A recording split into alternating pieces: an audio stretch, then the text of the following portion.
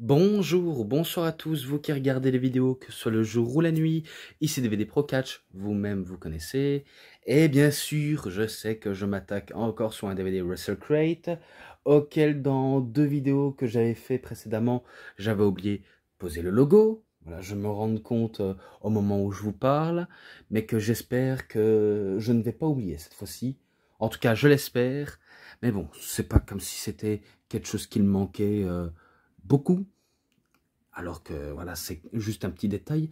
Mais bon, je vais vous montrer le DVD que je vais vous montrer, bien sûr, et que je vais vous citer. The American Dragon, Bryan Danielson, Becoming the Best in the World. Oui, on va dire les tout débuts dans l'indépendant. Vu comment on sait que Danielson a catché partout dans le monde, que ce soit justement dans sa terre natale, au Japon plus précisément, et dans d'autres promotions, en Angleterre, même en France aussi. Donc il a catché, il a fait vraiment tout le tour du monde. Mais là c'est plus un DVD sur lui à ses débuts, qui concernait bien sûr la IWA Mid-South. Si vous voyez ce logo dans l'un des côtés que vous devez regarder au moment où je fais cette illustration, mais bon, de toute façon, en ce moment-là, je ne fais que filmer, et en illustration, c'est moi qui ajoute, donc pour l'instant, voilà, je réfléchis dans quelle position je dois mettre, même si vous voyez que le logo est à votre direction, soit en bas ou en haut, bref,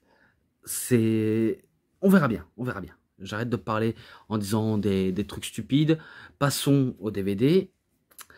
Et que là, comme j'ai dit, c'est justement dans son parcours à la IWA Mid-South, et qu'il affronte Alex Shelley. Et que ce match-là, comment pourrais-je le dire si ce n'est que c'était pas mal, mais vraiment, vraiment pas mal. Et d'ailleurs, je dois prendre, attendez, voilà, la note pour éviter que je me trompe. Ouais, comme je disais, très pas mal, même si, voilà, entre deux gros techniciens et voltigeurs, surtout plus du côté d'Alex Shelley, qui est un gros voltigeur, mais aussi un technicien quand il s'agit de faire tourner son adversaire en bourrique, que ce soit en le faisant tourner dans tous les sens. Ça, c'est son seul dada à faire. Et que au moment où je voulais dire par rapport à ce DVD, sachez que au moment où vous regardez un match, eh bien, à chaque fois, vous revenez toujours au début du programme, par exemple Play All, Select the Match, bref, vous revenez toujours à ça, ce qui vous fait un tout petit peu embêter, mais qu'on n'a pas le choix d'y aller dans les Select the Match pour passer un match à l'autre. Et ce que j'avais remarqué aussi avant de regarder ça, au début c'était exclusivité iSpot, et que ce DVD là c'est le DVD 2. Donc à mon avis, il existe un DVD sur la IWA Mid-South avec Bryan Danielson.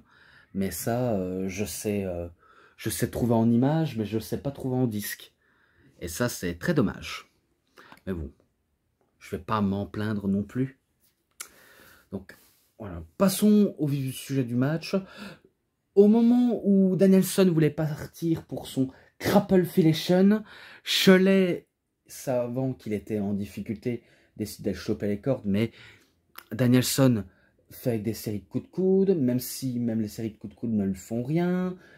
Ça du up and bar, c'est vraiment du up and bar dans ce match-là. C'est que un double hold-up, qu'un hold-up, jusqu'à ce qu'au moment ils font, on va dire, des petits paquets pour le tomber, des roll-up, des petits paquets, tout ce machin-là. Jusqu'à ce que, voilà, un des deux allait tourner en bourrique, et c'est justement Alex Shelley qui est parti en bourrique, vu comment il s'est fait avoir dans la technicité et la rapidité de Danielson. Et à la fin du match, je pense qu'il est allé se réfugier. Il est allé se réfugier à l'intérieur du ring. Je crois que c'était pour vomir. Oui, ça peut même arriver, vomir en plein match, même quand le match est fini, ça peut arriver. Vous savez, des fois ça peut arriver, par exemple, faire pipi dans son pantalon, dans son slip, ou chier. Et c'est pas, on va dire, scénarisé ce truc-là. Des fois, c'est pas fait exprès. Hein. Et là, ce qui m'énerve, c'est le bruit de mon chien qui l'aboie pour rien. Mais bon, je pense que je vais un tout petit peu couper et on revient après. Bon, voilà, je reprends. Je pense que j'ai tout dit sur le premier match. Voilà, j'ai exactement tout dit, si ce n'est que ce match-là, je lui mets un 3,70 ou 3,70 si vous préférez. Mais bon, maintenant match suivant, encore Bryan Danielson, mais cette fois-ci contre CM Punk à la IWA Mid-South, bien sûr, IWA Mid-South. Ou alors, si vous voulez dire plus simple, IWA Mid-South. Ça peut arriver qu'il y en a qui disent IWA ou IWA. Mais bon. Je sais pas si c'était pour le titre. Non, c'était pas pour le titre, c'est ridicule. Je pense que je dis n'importe quoi, c'était pas pour le titre. C'était un match voilà, normal, simple. Et pas aucun rapport pour le titre. Si ce n'est que c'était, on va dire, différence de tactique et de technique de la part des deux hommes. Car on sait que leur avenir leur est réservé dans une autre structure et surtout de chez All Elite Wrestling, même si CM Punk n'a pas encore fait son retour, et que lorsqu'il y aura le premier show hebdomadaire Collision, je pense qu'il est possible de le revoir.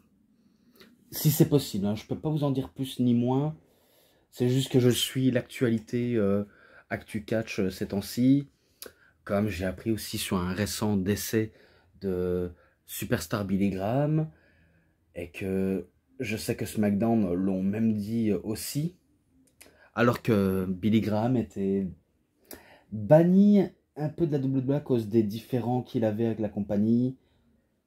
Peut-être notamment en essayant de vendre sa bague du Hall of Fame sur eBay. Apparemment, c'est ce que j'ai entendu dire. Mais je peux pas le prouver, hein, parce que j'étais pas là, je peux pas vous en dire trop plus. Mais bon, ça c'était un lointain souvenir. Mais en tout cas, rest in peace, The Superstar Billy Graham. Même si je sais que certains jeunes ne le connaissent pas. Par exemple, moi non plus, je ne le connais pas, mais je connais que par apparence. On dirait un peu Hulk Hogan chauve. D'ailleurs, c'est un tout petit peu vrai. On dirait un peu Hulk Hogan, mais version chauve. Et que c'est vrai que sur le ring, on l'a pas non plus vu à l'œuvre. Et dans les années 80 et 70, je suis sûr qu'il était très actif. En tout cas. Mais bon. Concernant ce match-là, ben, je me rappelle au moment où les deux étaient à l'extérieur, où CM Punk voulait faire, je sais pas moi, une attaque ou une prise à l'extérieur du ring, eh ben, Bryan Danielson, eh ben, il retournait la situation, il portait sur ses épaules en Fireman's Carry en faisant l'hélicoptère tout près du public. Ça fait que le public évitait d'avoir les pieds de Punk dans la figure. En plus, en faisant l'hélicoptère, hein, il faisait l'hélicoptère dans toute la salle. Mais bon, c'était drôle. Après, aux choses sérieuses, il y avait des low kicks, des high kicks, des psychologies en plein match. Jusqu'à ce qu'au moment où Punk voulait faire son Pepsi Plunge, mais il n'aura pas su effectuer. Et au moment où ça passe au finish, c'est là où je crois que Danielson fait son Crappleflation sur CM Punk. Et CM Punk n'a pas le choix d'abandonner. Donc voilà, victoire de Punk. Ce match-là, 4,20. Je le mets ça. Et là maintenant, ben, face à Mike Quackenbush. Et moi, ce qui me surprend aussi en regardant ça, je vois que la plupart ne sont pas en ordre chronologique. Par exemple, là, là et là. Ils sont pas tous en ordre chronologique. On dirait qu'ils sont en ordre aléatoire. Parce que, on va dire, ses débuts, c'était, voilà, entre guillemets, hein, contre Castagnoli, contre Chris Hero. Bref, on va dire que c'était à cette période-là, vu comment je vois des vieux images d'archives et que c'est pas non plus de la bonne qualité. Mais bon, au moins on regarde, on découvre, et rien de plus. Surtout rien de plus. Mais bon, même si c'est pas en ordre chronologique, ce n'est pas grave. Ce n'est pas grave du fait que c'est en exclusivité par WrestleCrate. Rien à dire par rapport à ce match, si ce n'est que les deux font preuve de sacrées prouesses techniques. Même si Mike Quackenbush, on le connaît pas forcément par apparence ni par le nom qui n'est pas non plus très connu. Et pourtant, c'est un gars que j'ai beaucoup cité sur ma chaîne. Il se démerde quand même pas mal et qu'il est quand même un peu technique, même s'il n'est pas, on va dire, très technique que Danielson. Faut dire, c'est Danielson qui est en haut du panier hein, sur le point du côté technique. C'est pas pour rien qu'on l'appelle The Best in the World, ou alors The Best Wrestler in the World, le meilleur catcheur au monde. Et d'ailleurs, c'est un fait. C'est pas qu'une marque, c'est un fait. Mais bon, de toute façon, l'issue est un tout petit peu la même. Si ce n'est qu'au moment, si je crois bien, où Danielson voulait faire un crossface chicken wing, où il voulait aussi partir en crappleflation pour affaiblir Mike Quackenbush, il change de situation stratégique pour partir. Vous voyez un peu, je ne sais pas si vous avez déjà vu le match entre John Cena et Kurt Angle, alors que c'était les débuts de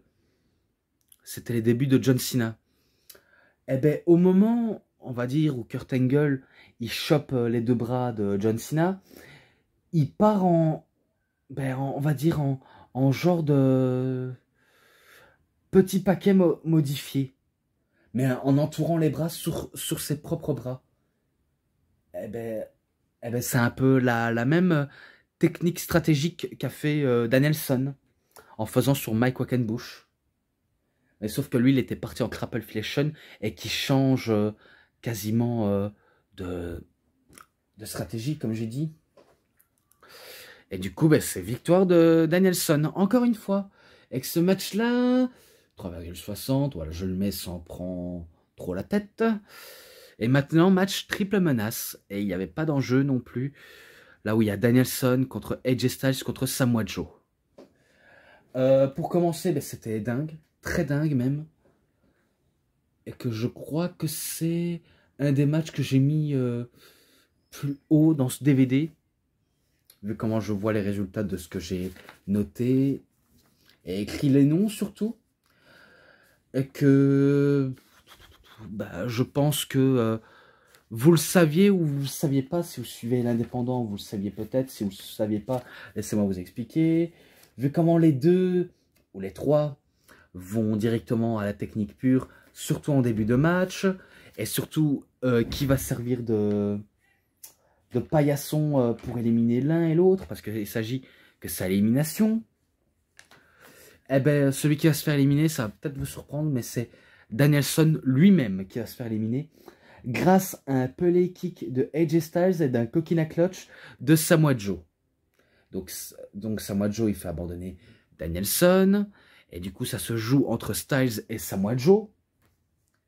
Et je me rappelle, concernant AJ Styles, au moment où il voulait partir en Styles Clash, il avait tellement du mal à soulever Joe qu'il n'avait pas réussi à effectuer comme il le voulait son Styles Clash.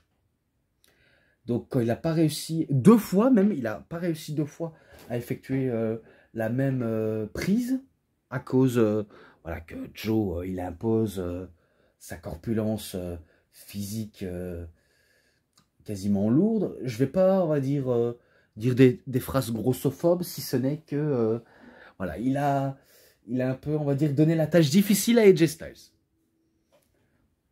Et aussi, heureusement que Styles n'est pas parti au moment où Joe, il n'était pas préparé pour le Styles Clash. Hein. Parce que s'il aurait préparé, il aurait fait mal au cou de Joe. Hein. Et d'ailleurs, c'est pas la première fois qu'il fait ça à Samoa Joe. Vraiment pas la première fois. Alors que normalement, les deux, ils ont l'habitude de collaborer ensemble de manière clean, propre. Mais dans ce match-là, ils ont failli frôler le pire. Mais après, à la fin, c'est AJ Styles voilà, qui part pour le Styles Clash. Et cette fois-ci, c'était bien réussi que les deux précédents. Et il remporte le match. Tout simplement. Ce match-là, 4,5. Je lui mets 4,5 car en connaissant les trois catcheurs, on peut qu'admirer que du bon catch. Tout simplement.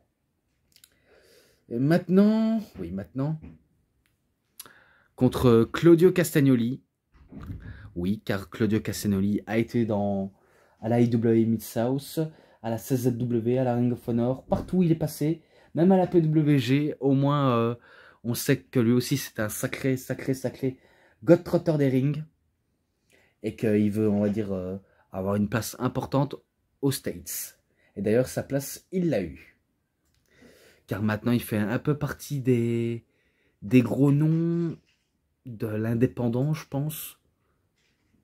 Je dois dire des conneries, mais pour moi, c'est comme si c'était un gros nom du circuit indépendant, que ce soit européen ou américain. Et que avec lui aussi, ça reste que du bon. Donc je suis pas là pour être du mauvaise foi. Et par là aussi, c'était très technique, vraiment très technique. Pas forcément très fluide et rapide, mais qui était quand même un tout petit peu rapide, un tout petit peu fluide, mais pas très quoi. Donc c'est très peu, et ils ont su faire, on va dire, les choses un peu carrées, très carrées même. Et concernant ce match, si je crois bien, c'est Danielson qui arrive à faire un crossface chicken wing à Claudio Castagnoli, et que ce dernier n'a pas le choix d'abandonner, si je crois bien. Mais bon, c'est quand même victoire d'American Dragon, de toute façon. Et je le mets 4,10. Et là maintenant, il affronte Cassius Ohno, qu'on connaît sous le nom de Chris Hero. Donc il affronte aussi un grand vétéran, un technicien, parce que même si à cette période-là, Chris Hero, c'est pas un vétéran, mais maintenant il est considéré comme un vétéran, vu comment il a, on va dire, l'expérience, il a le savoir-faire surtout.